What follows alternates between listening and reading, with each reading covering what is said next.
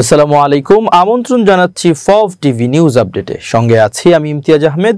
শুরুতেই সংবাদ শিরোনাম। জাতীয় পার্টিকে রক্ষার দায়িত্ব এখন বিএনপির, বললেন জাপা মহাসচিব শামীম পাটোয়ারী। ঢাকা বিশ্ববিদ্যালয় নিয়ে বিদেশি গোয়েন্দা সংস্থার ভয়াবহ ফাঁদ। প্রধান উপদেষ্টার নির্দেশে নূরকে বিদেশে পাঠানো হচ্ছে। কিম বিদেশে গেলেই নিজ দেশে চলে কারফিউ, কারণ কি? শুল্ক এখন গলার কাটা ট্রাম্পের, মোদির জন্য বড় সিদ্ধান্ত পুতিনের। এবার বিস্তারিত। জাতীয় পার্টিকে রক্ষা করার দায়িত্ব এখন গণতন্ত্রের স্বার্থে বিএনপির, এমন মন্তব্য করেছেন জাপা মহাসচিব ব্যারিস্টার শামীম হায়দার পাটোয়ারী। সম্প্রতি একটি বেসরকারি টেলিভিশনের টকশোতে অংশ নিয়ে তিনি একথা বলেন। শামীম পাটোয়ারী বলেন, অনেকেই জাতীয় পার্টিকে নিষিদ্ধ করার কথা বলেছেন, যদিও বিষয়টি ইতিমধ্যে স্থিমিত হয়ে গেছে। এজন্য আমরা বিএনপিকে ধন্যবাদ জানাই, কারণ তারা এখনো সেই ফাঁদে পা দেয়নি। তিনি বলেন, জাতীয় পার্টি নিষিদ্ধ হয়ে যায় এবং আওয়ামী লীগের প্রতিও নিষেধাজ্ঞা থাকে, তাহলে নির্বাচনী মঞ্চে বিষয়টি প্রভাব ফেলবে মূলত 3 রাজনৈতিক দলের উপর। এক্ষেত্রে আসনের ভাগাভাগি হতে পারে 200 বিএনপি, 50-50 অন্যান্যরা।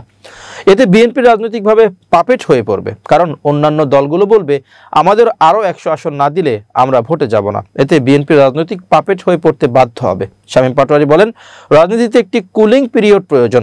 তিনি জিয়াউর রহমানের উদাহরণ তুলে ধরে, যেখানে 21 আগস্টের পর 2 বছরের কুলিং পিরিয়ড বজায় ছিল, ফলে বিএনপির উপর আওয়ামী লীগ কিন্তু 8-এর ভোটের পরেই তাৎক্ষণিক নির্যাতন শুরু করেনি, এটি পরে শুরু হয়।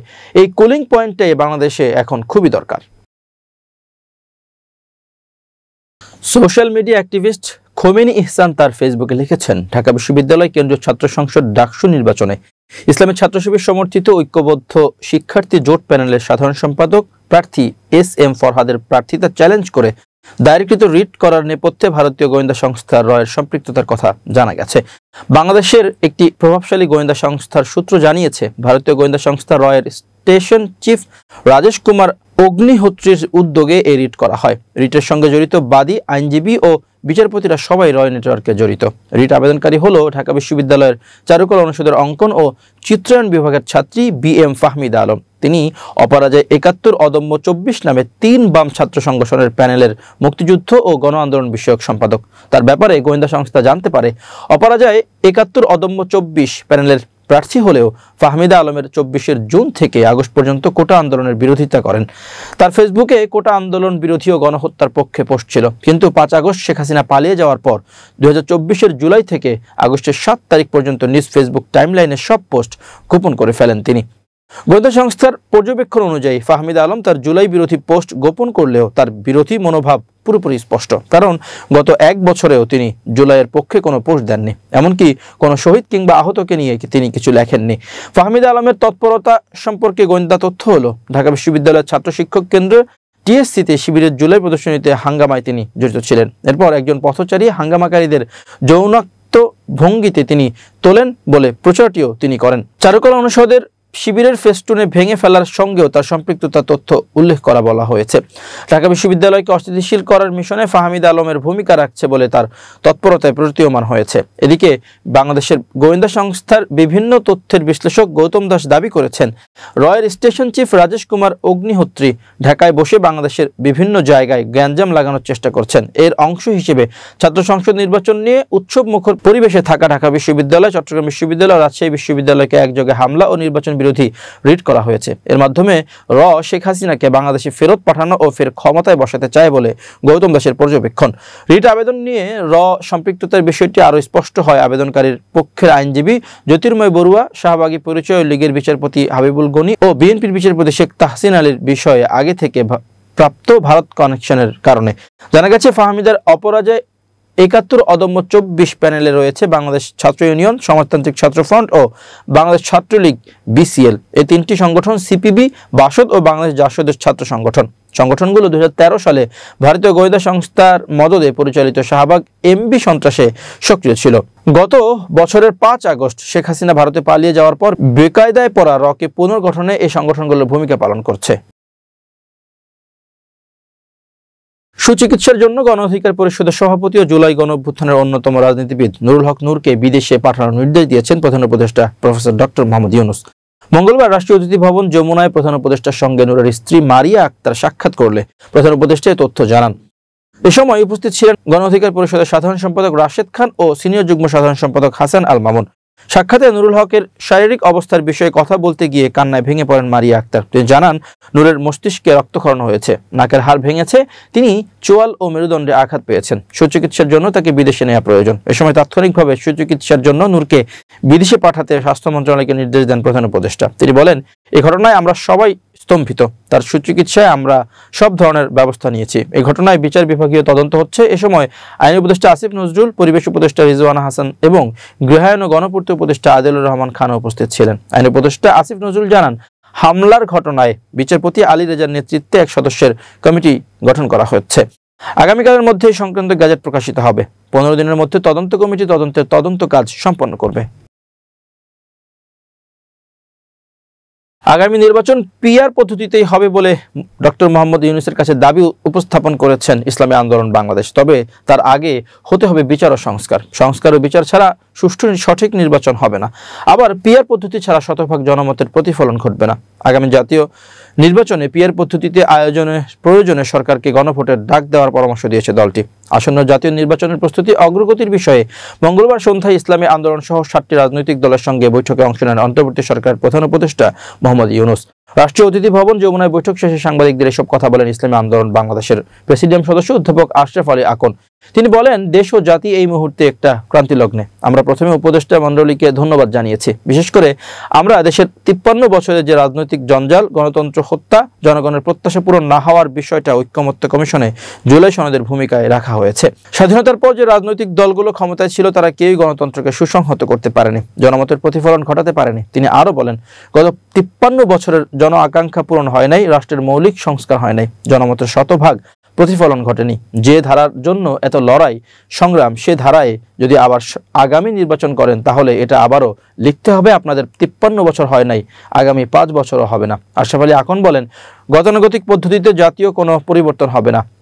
30টি দলের মধ্যে ঐক্যমত্য কমিশনে 26টি দল পিআরের পক্ষে মত দিয়েছে। এই দলগুলোর পক্ষ থেকে ডক্টর ইউনূসকে খোলামেলা বলা হয়েছে, দেশের দুর্নীতি, সন্ত্রাস, মাদক, মব, ভোট ডাকাতি, ভোট চুরি, বাক্স ছিনতাই, দিনের ভোট রাতে হওয়া, এককভাবে নির্বাচন করা, দামি প্রার্থী দেওয়া, এসবের বিপক্ষে প্রয়োজন পিআর পদ্ধতিতে নির্বাচন। পৃথিবীর 91টা দেশে পিআর পদ্ধতিতে নির্বাচন আছে উল্লেখ করে ইসলামী আন্দোলনের এই প্রেসিডিয়াম সদস্য বলেন, সুষ্ঠু নিরপেক্ষ জনমতের প্রতিফলনের পদ্ধতি হচ্ছে পিআর।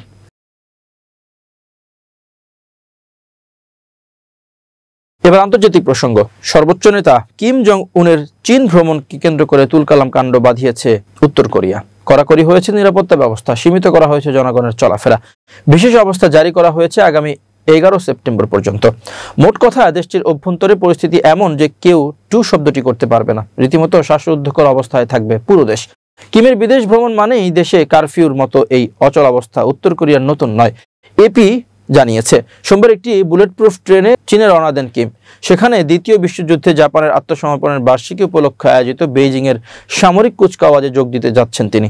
তার চীন সফর উপলক্ষে 30 আগস্ট রাত 8টা থেকে 11 সেপ্টেম্বর রাত 12টা পর্যন্ত বিশেষ অবস্থা জারি করা হয়েছে সারা দেশে। এ সময় রাষ্ট্রীয় স্বীকৃতি ছাড়া অন্য এলাকায় যাতায়াত বা অফিসিয়াল সফরের অনুমতি দেওয়া হবে না।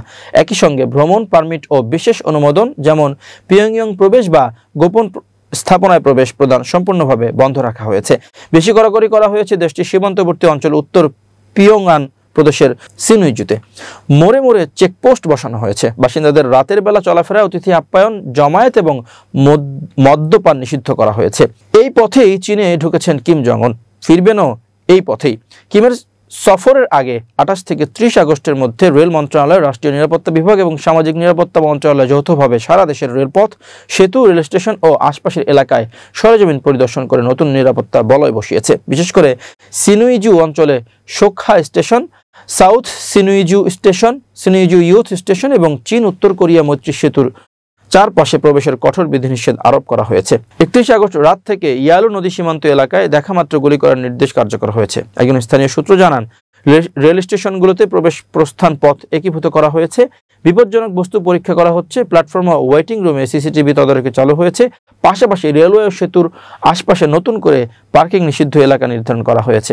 এছাড়া সিনুইজু শহরে পণ্যবাহী ট্রাকের প্রবেশ সাময়িকভাবে বন্ধ করা হয়েছে। অবৈধ মোবাইল ফোন ব্যবহার ঠেকাতে সিগন্যাল ব্লকিং যন্ত্র ব্যবহার করেছে নিরাপত্তা সংস্থাগুলো। ধারণা করা হচ্ছে এটি কিম জং উনের ব্যক্তিগত নিরাপত্তা সংক্রান্ত তথ্য বাইরে ফাঁস হওয়া রোধে করা হচ্ছে। পাশাপাশি রেলপথ ও সড়কের আশপাশে সৌন্দর্য বর্ধন কাজ, পোস্টার ও প্রচার সামগ্রী লাগানোর নির্দেশ দেওয়া হয়েছে। সিনুইজুর বিপরীতে অবস্থিত চীনের দানদং শহরেও একই ধরনের কড়া নিরাপত্তা লক্ষ্য করা যাচ্ছে।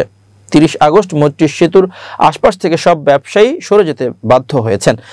1 সেপ্টেম্বর সকালে ইয়ালু নদীর পাশে বাঁশের বেড়া ও ব্যারিকেড বসানো হয়েছে। এগুলোতে নির্মাণ এলাকা প্রবেশ নিষেধ লেখা হয়েছে। শুল্ক বোমা ফেলে ভারতকে রাশিয়ান তেল কেনা থেকে বিরত করতে চেয়েছিলেন মার্কিন প্রেসিডেন্ট ডোনাল্ড ট্রাম্প, কিন্তু সেই বোমাই এখন গলার কাটা হয়ে উঠল মার্কিন প্রেসিডেন্টের। কারণ রিপোর্ট অনুযায়ী ভারতকে আরও সস্তায় তেল বিক্রি করার প্রস্তাব দিল রাশিয়া। আর সেই বিষয়টি সামনে এসেছে চীনের ভারতের প্রধানমন্ত্রী নরেন্দ্র মোদী এবং রাশিয়ার প্রেসিডেন্ট ভ্লাদিমির পুতিনের বৈঠকের পরে। খবর হিন্দুস্তান টাইমসের। সূত্র উদ্ধৃত করে সংবাদ মাধ্যম ব্লুমবার্গের প্রতিবেদনে জানানো হয়েছে, ভারতকে যে তেল বিক্রি করে থাকে রাশিয়া, তার উপরে প্রতি ব্যারেলে ছাড়ের মাত্রা বাড়িয়ে $3 থেকে $4 করার প্রস্তাব দেওয়া হয়েছে। সেপ্টেম্বর এবং অক্টোবরে তেলের উপর সেই ছাড়ের প্রস্তাব দিয়েছে রাশিয়া। গত সপ্তাহে সেই ছাড়ের অঙ্কটা ছিল $2.5। গত জুলাইয়ে $1 ছাড় দেওয়া হয়। বিষয়টি নিয়ে ভারত বা রাশিয়া সরকারের পক্ষ থেকে কোনো মন্তব্য করা হয়নি। কূটনৈতিক মহলের মতে যদি সত্যি সেই ছাড় দেওয়া হয়, তাহলে বলতেই হবে যে ভারতের উপর শুল্ক চাপিয়ে নয়াদিল্লি এবং ক্রেমলিনকে আরও কাছাকাছি নিয়ে এসেছে ট্রাম্প। এমনিতেই ভারত এবং রাশিয়া দীর্ঘদিনের বন্ধু, সেই বন্ধুত্ব আরও ভালো করতে সাহায্য করছেন ট্রাম্প।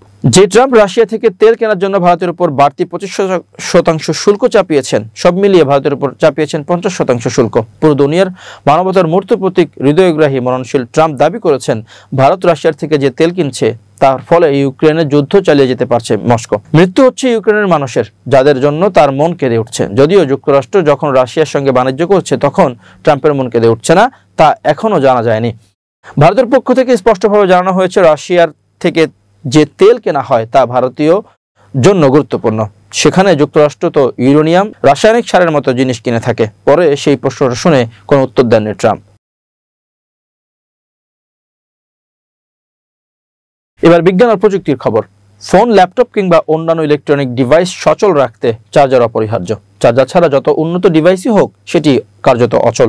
কিন্তু লক্ষ্য করলে দেখা যায় প্রায় সব চার্জারই সাদা বা কালো রঙের। কেন অন্য রঙের চার্জার বাজারে খুব একটা দেখা যায় না, তা নিয়ে অনেকেরই কৌতূহল রয়েছে। প্রযুক্তি বিশেষজ্ঞরা বলছেন, এর পেছনে মূলত দুটি কারণ কাজ করে: তাপ নিয়ন্ত্রণ ও উৎপাদন খরচ। রং ভেদে তাপ শোষণের ক্ষমতা ভিন্ন হয়। কালো রং তাপ শোষণে সবচেয়ে কার্যকর, ফলে বিদ্যুৎ প্রবাহের সময় চার্জার দ্রুত অতিরিক্ত গরম হয় না এবং অভ্যন্তরীণ উপাদানগুলো সুরক্ষিত থাকে। অন্যদিকে সাদা রং তুলনামূলক আরও কম উত্তপ্ত হয়, তাই সাম্প্রতিক সময়ে বিভিন্ন প্রতিষ্ঠান সাদা চার্জারের দিকে ঝুঁকছে। খরচের বিষয়টিও এখানে গুরুত্বপূর্ণ ভূমিকা রাখে। কালো চার্জারের কাঁচামালের খরচ অন্যান্য রঙের তুলনায় অনেক কম হওয়ায় কোম্পানিগুলো এই রঙকেই বেশি পছন্দ করে। অন্য রঙে তৈরি করলে উৎপাদন ব্যয় বেড়ে যায়, পাশাপাশি বাজারে বিক্রির ঝুঁকিও থেকে যায়, কারণ অচেনা রঙের চার্জারের প্রতি ব্যবহারকারীদের ঝোঁক কম। বর্তমানে অ্যাপল সহ রেডমি, ভিভো, অপ্পো, ওয়ানপ্লাসের মতো ব্র্যান্ড সাদা চার্জার ব্যবহার করছে। এছাড়া প্রিমিয়াম ব্র্যান্ডগুলো ডিভাইসের নকশার সঙ্গে মানানসই রঙের চার্জার দিতে আগ্রহী হচ্ছে। তবে বাজারের বড় অংশ এখনও কালো চার্জারের উপর নির্ভরশীল, কারণ কালো চার্জার তাপ নিয়ন্ত্রণে কার্যকর, টেকসই এবং দীর্ঘদিনের নির্ভরযোগ্যতার প্রতীক হিসেবে টিকে আছে। এবার খেলার খবর। সংখ্যাটাই সত্যি হলো, সেপ্টেম্বরের ফিফা উইন্ডোতে হামজা চৌধুরীকে পাচ্ছে না বাংলাদেশ। তাকে না পাওয়ার বিষয়টি নিশ্চিত করেছে দলের ম্যানেজার আমের খান। বাংলাদেশ ফুটবল ফেডারেশন বাফুফে সভাপতি তাবিথ আউয়ালের সঙ্গে আলোচনার পর আনুষ্ঠানিকভাবে হামজাকে না পাওয়ার বিষয়টি জানান আমের। বাফুফে ভবনের সামনে গণমাধ্যমকে তিনি বলেছেন, তাকে পেতে ফেডারেশন থেকে চেষ্টা করা হয়েছিল। তার এজেন্টকে আমরা জানাই, সে জানায় হামজার ক্লাব লেস্টার সিটিকে, কিন্তু সবশেষ ম্যাচে হামজা চোটে পড়ায় আপাতত এই 2 ম্যাচের জন্য তাকে ছাড়বে না লেস্টার সিটি। নেপালের বিপক্ষে 2 প্রীতি ম্যাচ খেলবে বাংলাদেশ। 6 ও 9 সেপ্টেম্বর ম্যাচ দুটি হবে। ম্যাচ দুটি খেলতে আজ কাঠমান্ডুর উদ্দেশ্যে দেশ ছাড়বেন তপু বর্মন, জামাল ভুইয়ারা। ফরওয়ার্ড ফয়সাল আহমেদ ফাহিমকে নিয়েও একটু শঙ্কা রয়েছে। তার বিষয়ে আমের বলেছেন, ফয়সাল আহমেদ ফাহিমের চোট নিয়ে কিছুটা চিন্তায় আছে, সে পর্যবেক্ষণে আছে, তবে দলের সঙ্গে সে নেপাল যাবে। যদি ফিট থাকে নেপালের ম্যাচ খেলবে। গতকালই হামজাকে নিয়ে শঙ্কার কথা জানিয়েছেন কোচ হাভিয়ের কাবরেরা। তিনি বলেছেন, এটা ম্যানেজমেন্টের বিষয়, তারা দেখছে দল নেপাল সফরের জন্য প্রস্তুত। হামজা যদি শেষ পর্যন্ত না আসতে পারে সমস্যা হবে না। গুরুর সুরে কথা বলেছেন তপু বর্মনও। বাংলাদেশি ডিফেন্ডার বলছেন, আসলে আমাদের অনেক শুরু হয় হামজাকে দিয়ে, তার ব্যস্ত সূচি রয়েছে, এরপরও সে আসার চেষ্টা করছে। যদি না আসতে পারে আমাদের একটু কষ্ট হবে, তবে মানিয়ে নিতে হবে। প্রিয় দর্শক, শেষ করছি ফব টিভি নিউজ আপডেট। আজ এই পর্যন্তই। ভিন্ন খবর নিয়ে দেখা হবে আগামীকাল রাত 8টায়। নিজেকে আপডেট রাখতে সাবস্ক্রাইব করুন চ্যানেলটি, নিয়মিত লাইক, কমেন্ট ও শেয়ার করে ছড়িয়ে দিন সর্বত্র। সুস্থ থাকুন, নিরাপদে থাকুন। আল্লাহ হাফেজ।